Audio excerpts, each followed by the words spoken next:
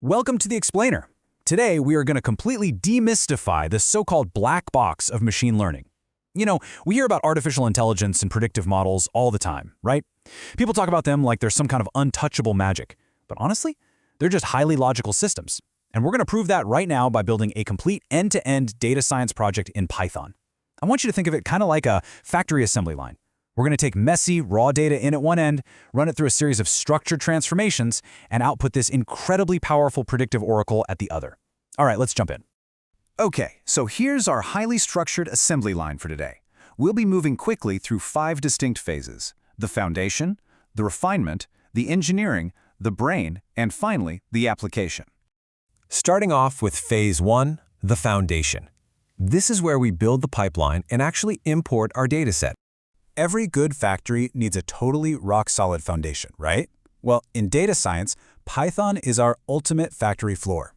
It essentially powers the entire data science lifecycle. Like I said, machine learning isn't magic. It's just a logical, sequential checklist.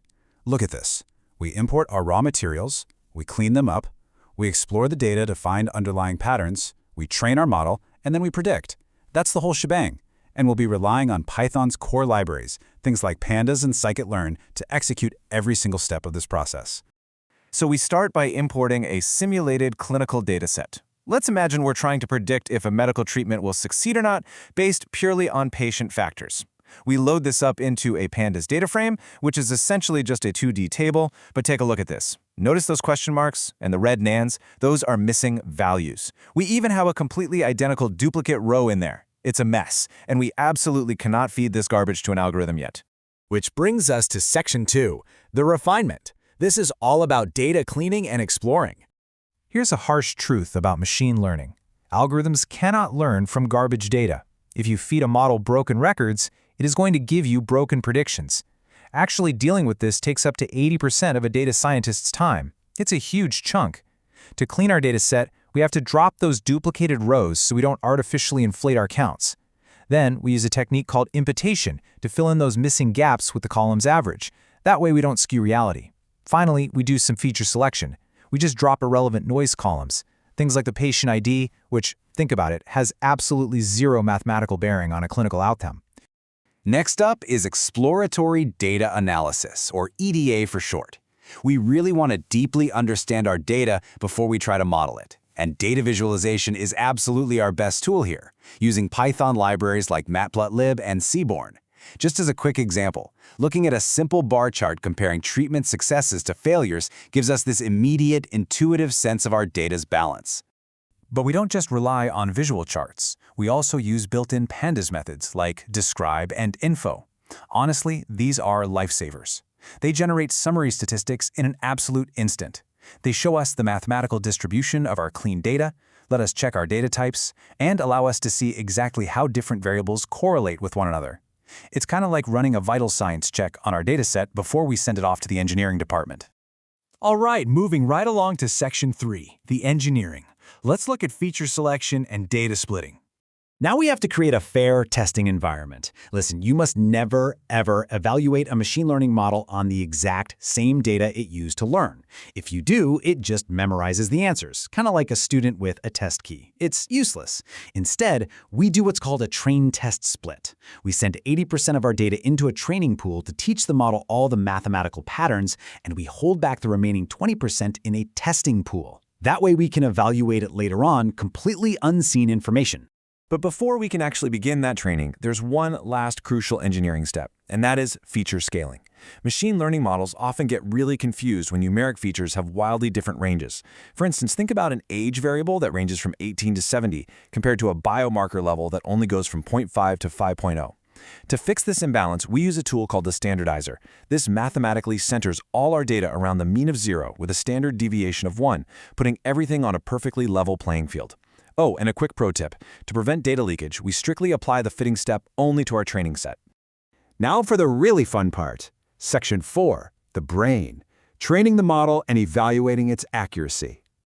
For this specific clinical classification task, predicting a distinct category of success or failure, we're going to choose the random forest classifier. It is a brilliantly effective algorithm for model training. It's what we call an ensemble method. That basically means it doesn't just rely on one single narrow perspective. Instead, it constructs a whole forest of, let's say, 100 individual decision trees using random subsets of our data. When it's time to make a prediction, all 100 trees vote on the outcome and the majority wins. This teamwork approach is incredibly accurate and does a fantastic job of preventing the model from overfitting to the noise in our training data. So, we feed our scaled 80% training data into the model and just let it learn. Once it's finished, we bring in that 20% testing pool, remember, data the model has literally never seen before, and we ask it to predict the outcomes. When we compare its predictions against the real actual answers, wow, we achieve an impressive 85% accuracy. Now, in the real world, we definitely check other metrics too, like precision and recall, but an 85% model evaluation score, that is a massive, massive start for our assembly line. Finally, we reach Section 5, the application, making real-world predictions. Imagine a brand new patient profile walks into the clinic today. The doctor records their raw data. Let's say they're 45 years old, they have a clinical score of 88.5 and a biomarker level of 3.4.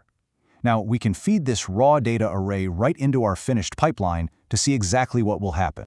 But hold on, there is one absolutely crucial final step.